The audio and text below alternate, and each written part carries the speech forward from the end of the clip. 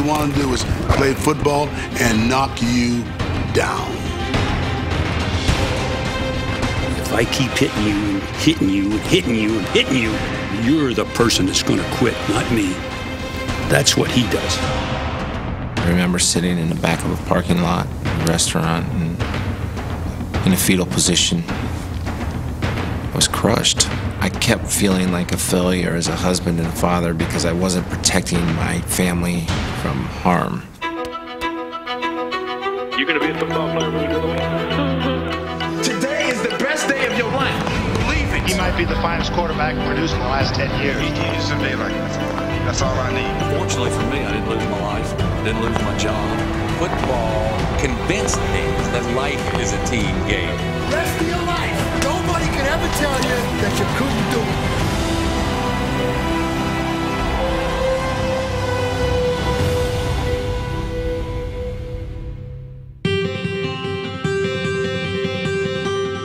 This is Canton, Ohio.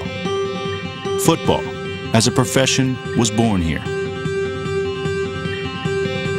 It is the perfect place to begin a football life.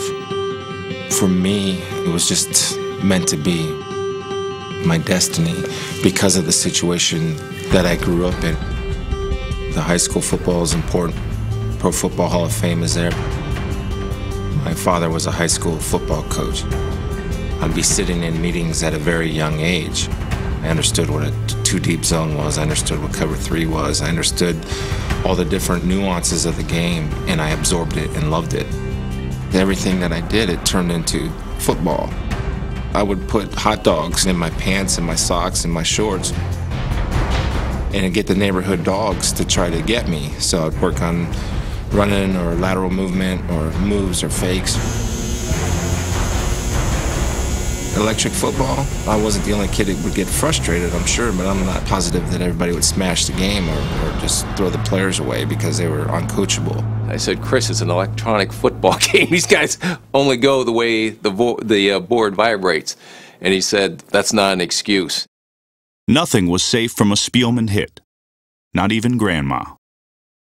She wanted to give me a hug, and instead of giving her a hug, I tackled her. I always wanted to show everybody that I'm tough enough to do this, and I'll keep showing you. Like a Spielman, she bounced up and didn't show the pain.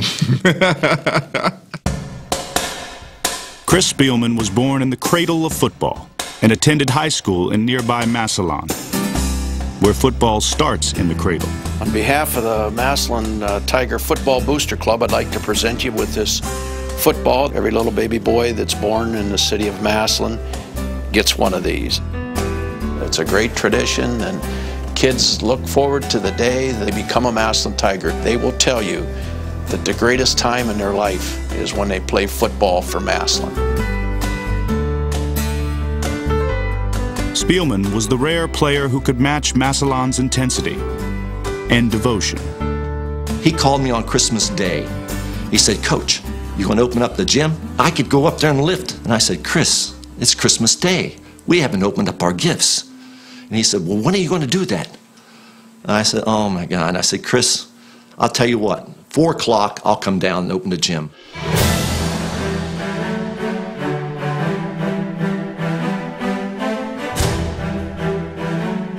He could do anything. He was our best punt returner. He would catch it and they would just fall off of him. In many ways, Chris Spielman was a typical high school football star.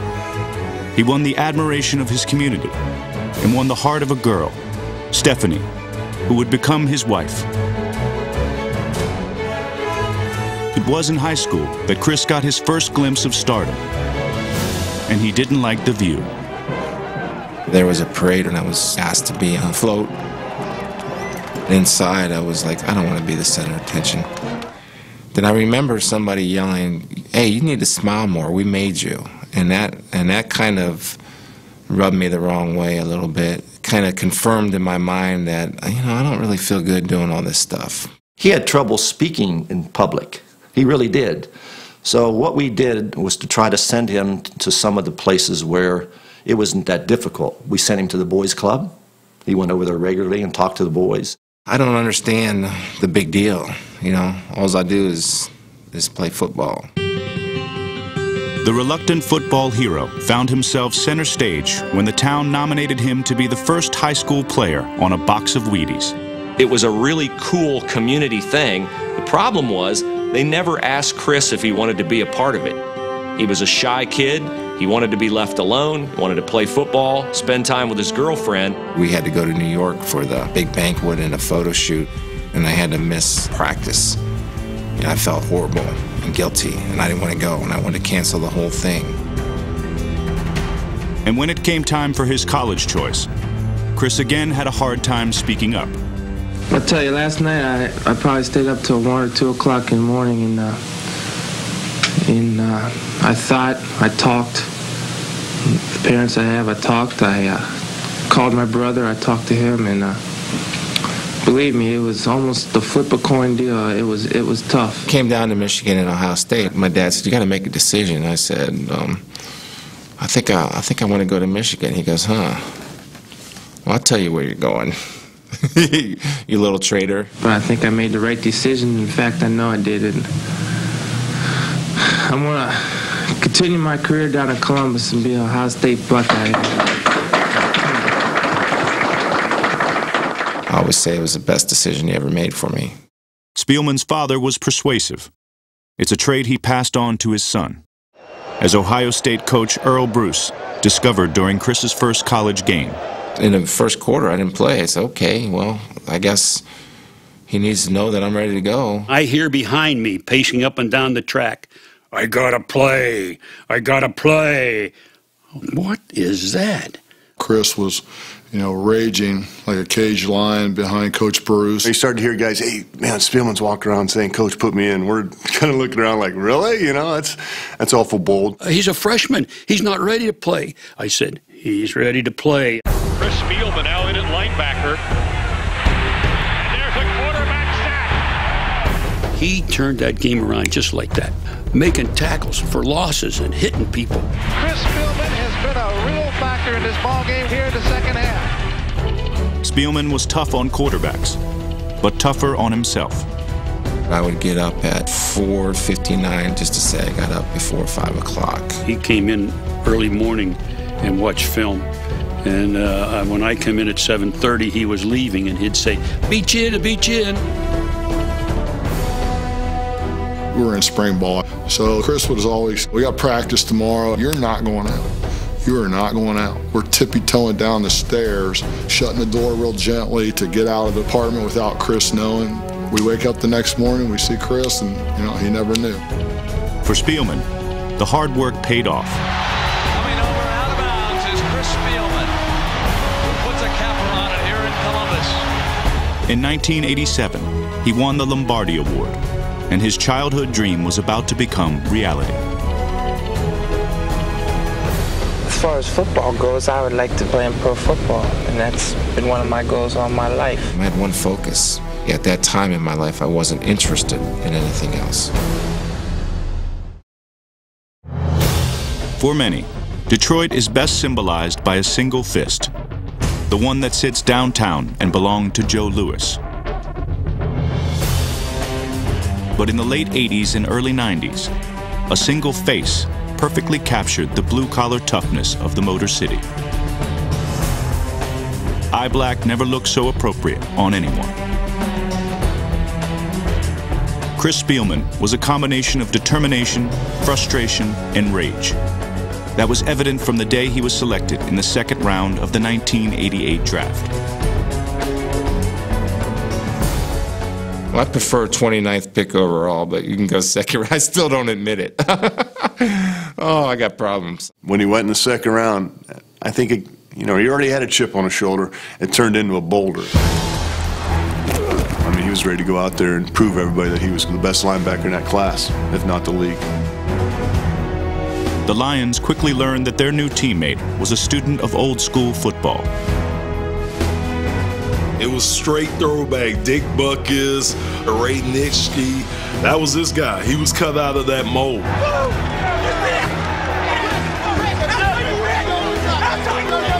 All he wanted to do was play football and knock you down.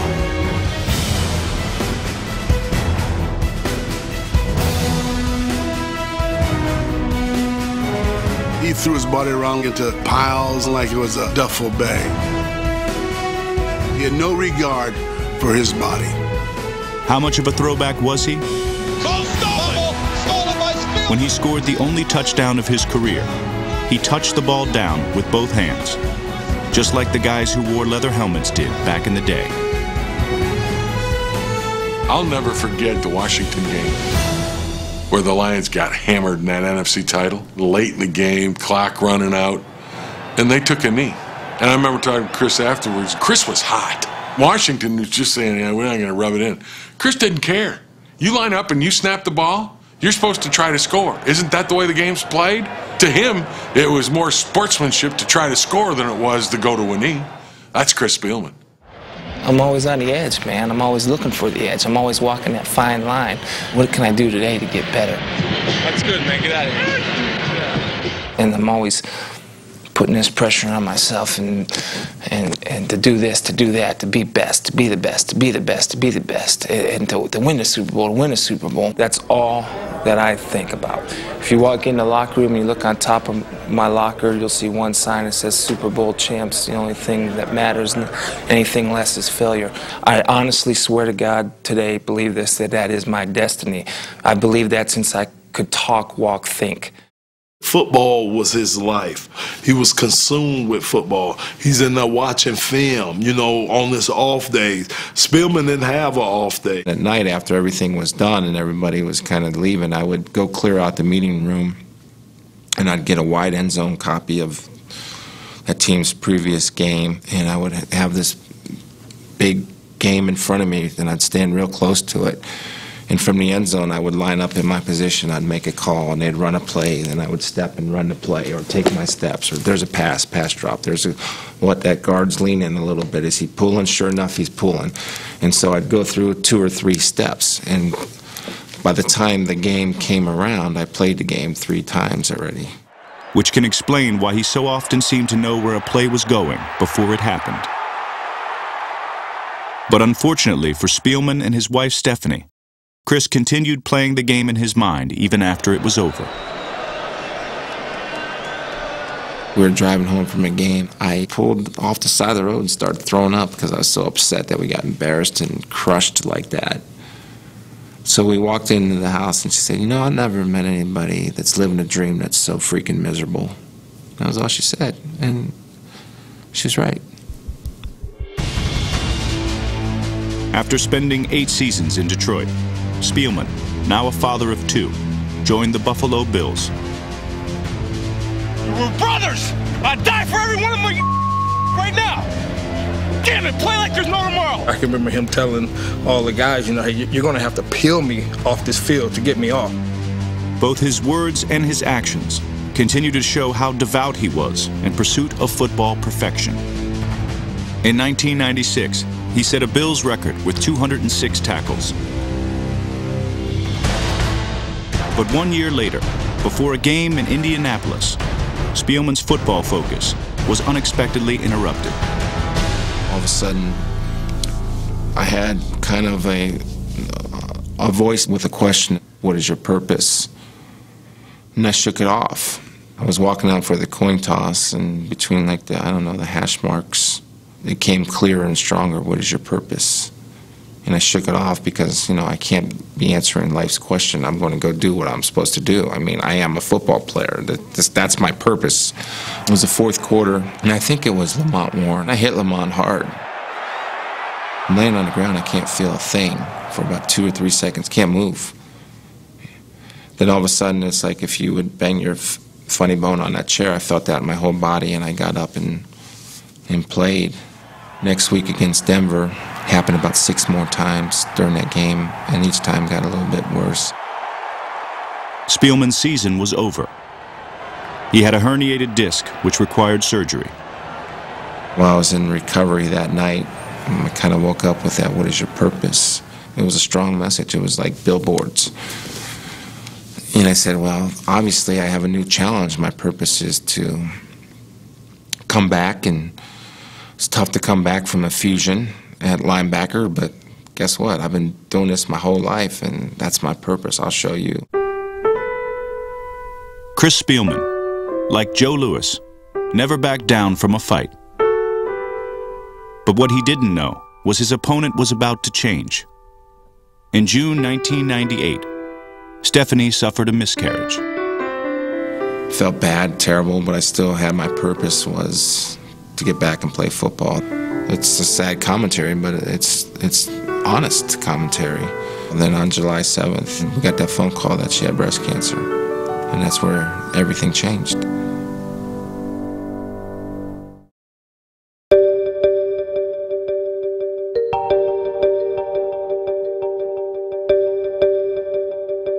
The first thing to recognize is cancer arises from normal cells.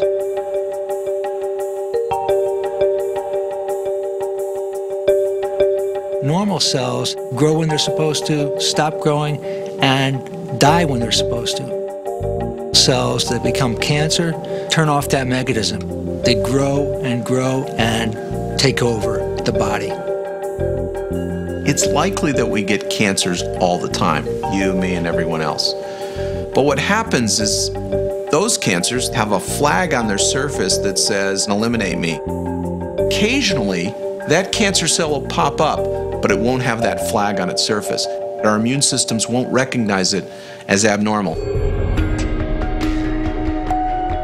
Breast cancer is in the body at least 5, maybe 10 years, and you could do a mammogram or an MRI of the breast every day. You wouldn't detect it. It takes a long time to reach that stage where it's detectable. Chemotherapy, radiation therapy, or surgery can very often get 99.999% of those cells. A few of those cells can survive and then ultimately prosper. Cancer puts up a fight to survive. Stephanie's breast cancer would be the toughest adversary of Chris Spielman's career. He faced it the only way he knew how, full speed. My immediate reaction was the best locker room speech I could muster. We're going to find out the weakness of this disease. We're going to outflank it. We're going to hit it where it's not expecting us. We're going to knock it out.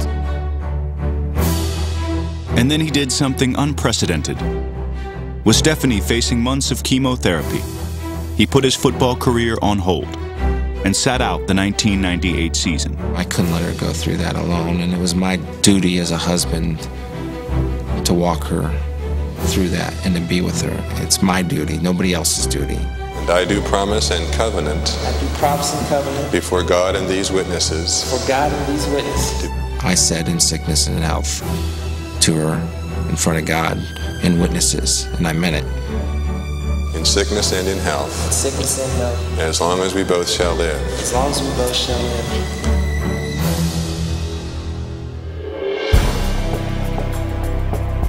The story of how the ultimate football player could walk away from the ultimate football life begins back in Northeast Ohio in 1983, when Chris Spielman was a high school junior and saw a girl dancing with the crosstown rivals quarterback. And I went over when the slow dance came on because I didn't have the confidence in my fast dancing abilities. And I just went over there and I said, something like, will you dance with me? And she did. The confidence of a 17-year-old high school football player. Chris had told me, hey, I saw this beautiful girl there, and I says, well, what'd you do? Were you shy, or how'd you get a chance? And she said, no, I just went right in and cut in and started dancing with her. I said, I wouldn't expect anything less. Stephanie Belcher Spielman was born in 1967 and attended Jackson High School in Massillon. She was a cheerleader, a performer, an extrovert, and the perfect outlet for a high school boy's hopes and fears. I remember she was a good listener because I didn't say much to my friends about some of the struggles I had with the Wheaties box or being put in the spotlight at a young age. And so I don't understand why I have to go speak to a Boy Scout troop. I just want to hang out at home. I do remember meeting Chris for the first time, and it was at our wedding. And my husband and I were sitting at the reception table, and Chris came up in a very small corduroy jacket and somebody else's pants, I think. And he came up and he says, "Hi, I want to congratulate you. Good best wishes to you." And for him to extend himself like that was a huge challenge for him. I think anybody that played with Chris knew that the lady that was in his life had to be special. Because, again, he's not your normal type guy. They weren't the same type of people, but he had something to counter what he had. It's almost like the yin and the yang. I'm going to introduce Mrs. Stephanie Spielman as the quarterback. And you're going to be second string, I'll tell you. Proud to present bride and groom, Mr. and Mrs. Stephanie and Chris Spielman.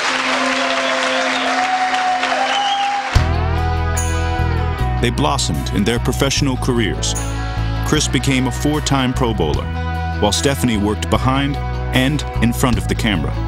She was a writer, she worked for news stations, she created TV shows, she did modeling jobs in Greece and did work over there. Το σαμπουάν που δίνει όγκο στα μαλλιά από τη Rilken. By the summer of 1998, Chris had rehabilitated from his injury and was ready to return to the Buffalo Bills.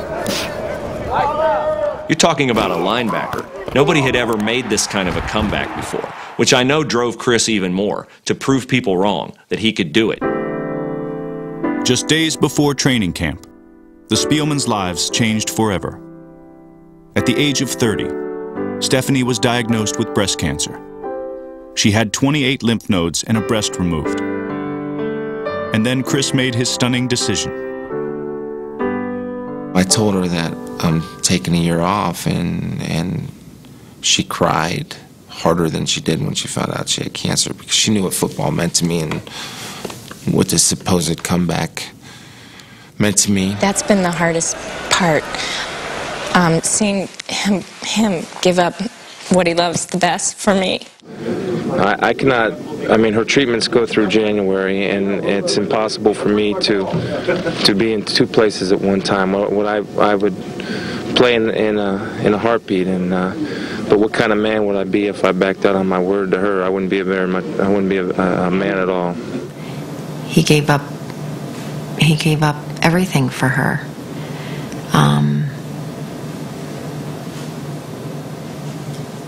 And put his life to the side to help her.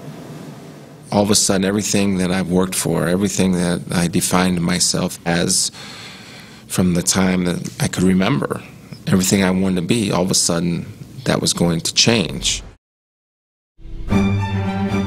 When 30-year-old Stephanie Spielman was diagnosed with breast cancer, her first thoughts were about her children, 2-year-old Noah and 4-year-old Madison. They were very honest with their kids about what was going on and just tried to, I'm sure not scare them.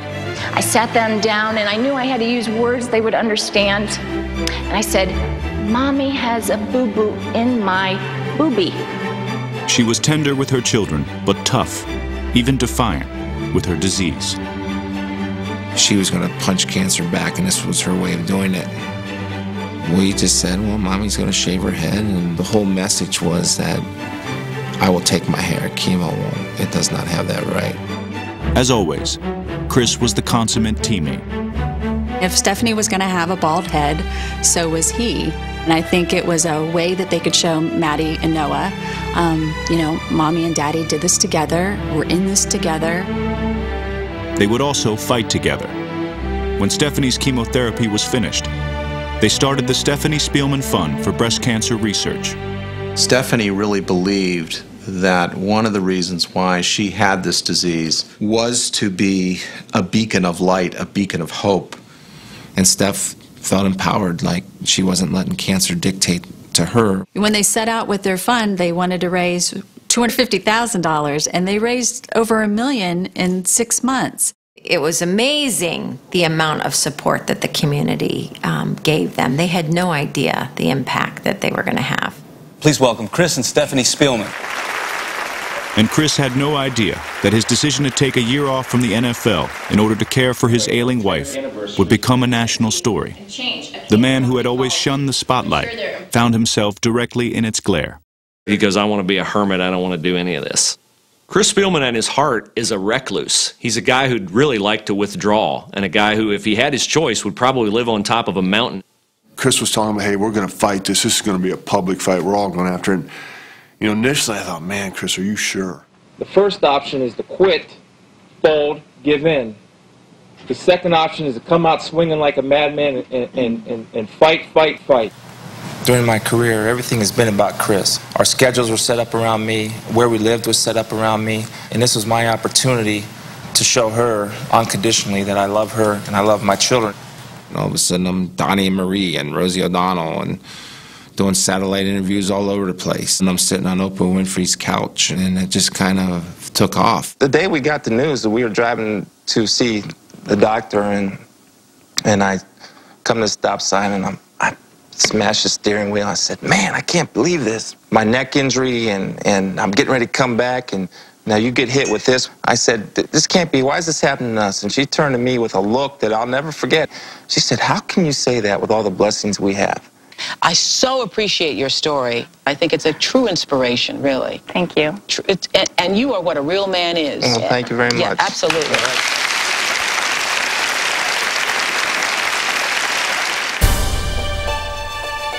As their celebrity grew, so did the Stephanie Spielman Fund.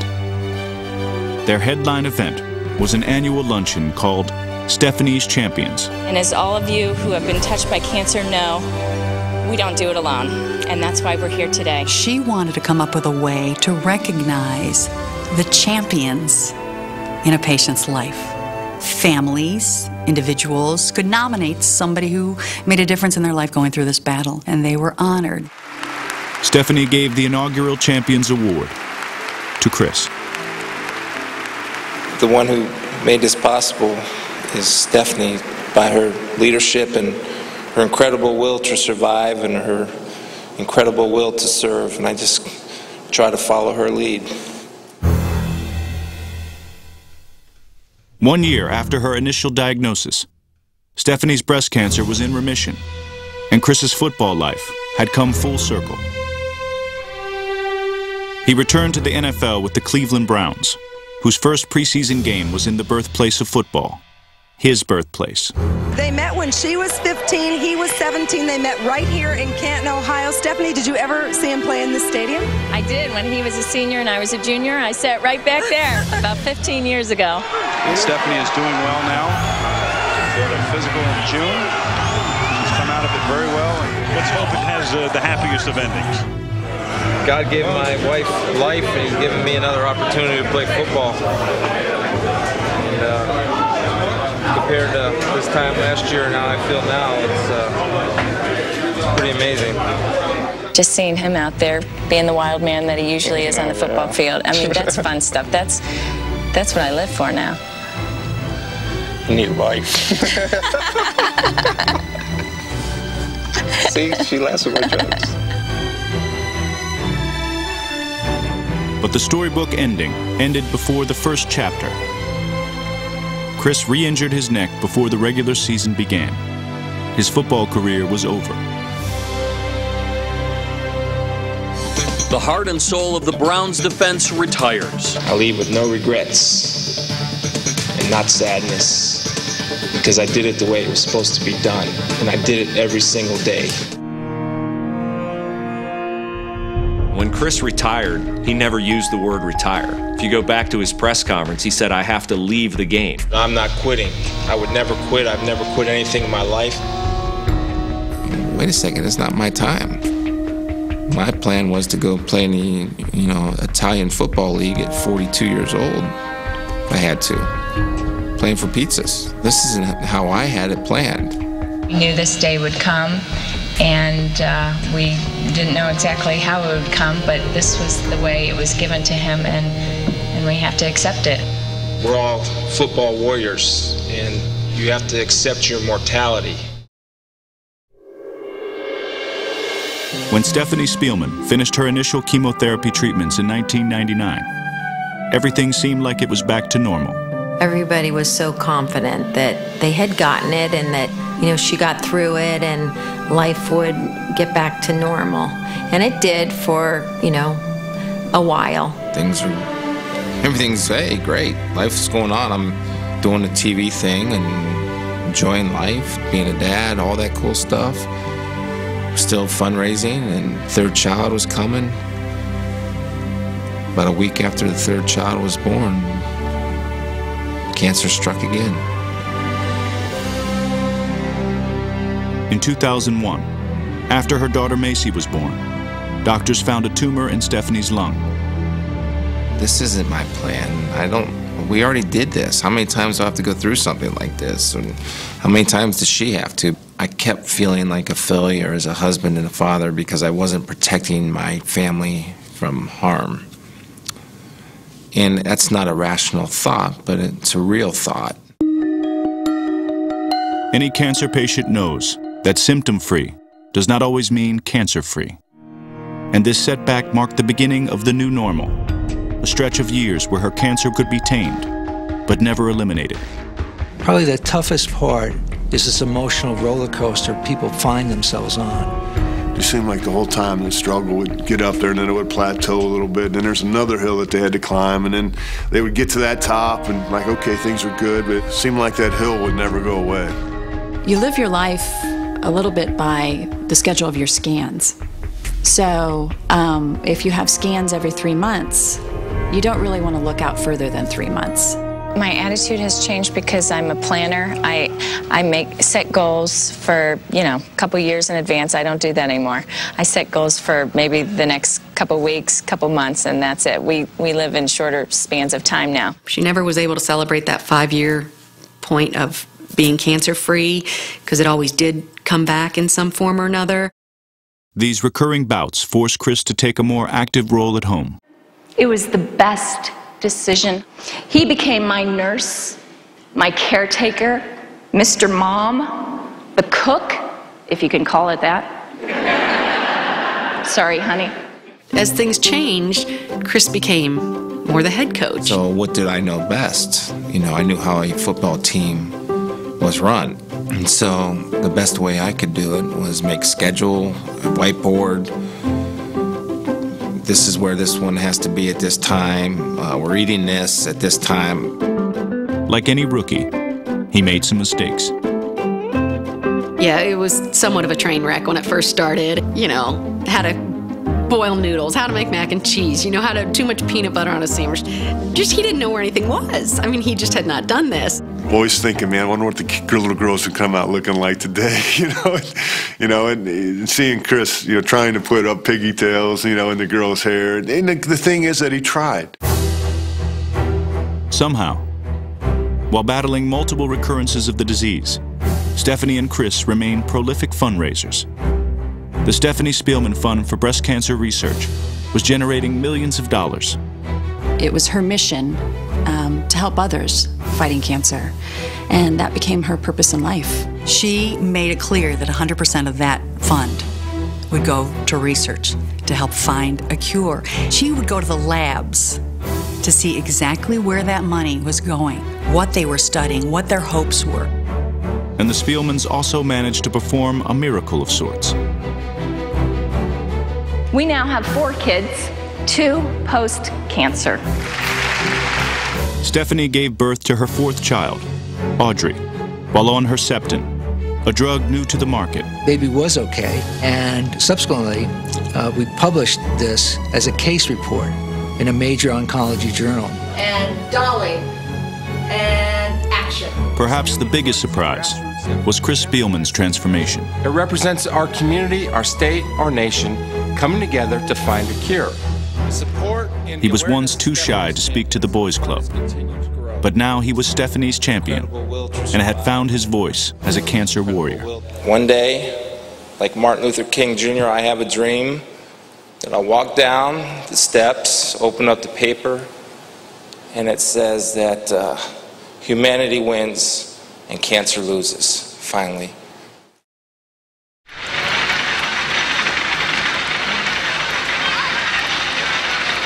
she never, ever felt sorry for herself. She didn't want to talk about the end. She wanted to live her life to the fullest. It makes you think about how, everybody should live their life.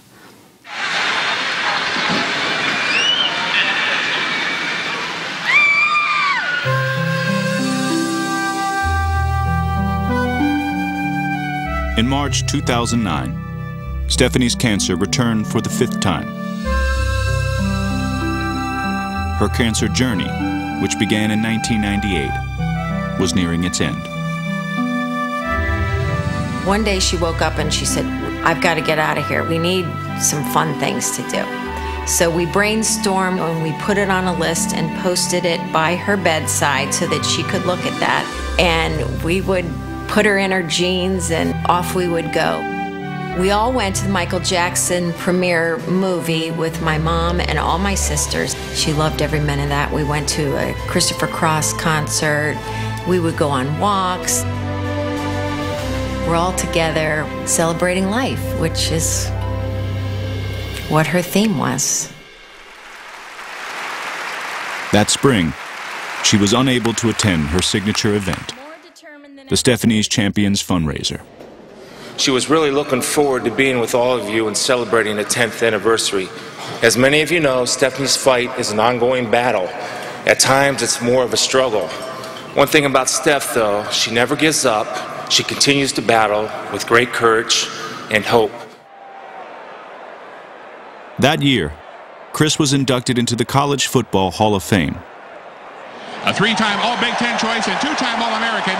And his alma mater, The Ohio State University, honored him at halftime.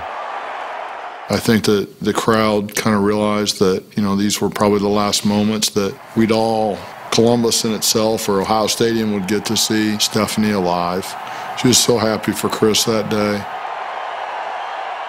Seeing that smile and that spunk, rawing up the fans, it was classic. And I think it was a thank you. Yeah, that day was definitely, Chris was there, what she deserved, but that was about Steph.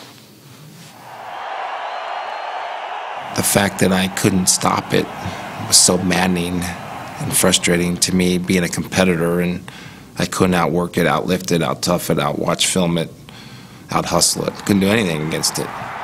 Patients always know, even though it's maybe not spoken about, they know. They can sense where they're not doing well. The state of Ohio had said its goodbyes. Soon, it would be her family's turn. At one point, they had a very tender conversation when she was really ill about that, I've watched you and I think you're ready for the job. And I asked her if I was a good husband, and she said I was the best. And I remember telling her, promise that I'll continue the legacy with the fund and raising money and awareness, and I'll be the best dad that I can be. And my effort is there on a consistent basis, no matter what. At Christian funeral services, there is often a reading from the second letter of Timothy. I have fought the good fight. I have finished the race. I have kept the faith. We were at a fundraiser, and Stephanie was in a wheelchair, but I was pushing her, and we got right before the finish line, and I saw Maddie, my oldest daughter, to the left of me, and Steph kind of stopped me and said, I want to get out of the wheelchair, and she hadn't walked in a while. And got out of the wheelchair and started walking. Couldn't make it on her own, and Maddie, her oldest, held her, and together they crossed the finish line.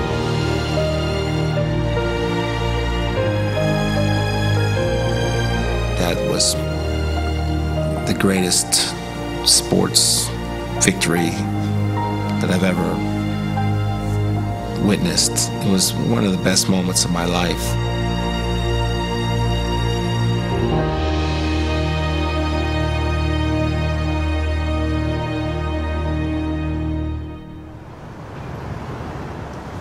I want to warn you that I'm not an experienced rider. In fact, I've been accused of riding how I used to play, just running into things. So, you guys are laughing. I'm dead serious, but I think Stephanie would be so pleased to see what we're doing today. Stephanie Spielman died on November 19th, 2009, after an 11-year battle with breast cancer. Her husband, Chris, is finishing the race. And I'm one of your biggest fans because you walk the talk. Well, I appreciate it. The man who took off his helmet to care for his wife now wears many hats: inspirational speaker, father, and cancer fighter.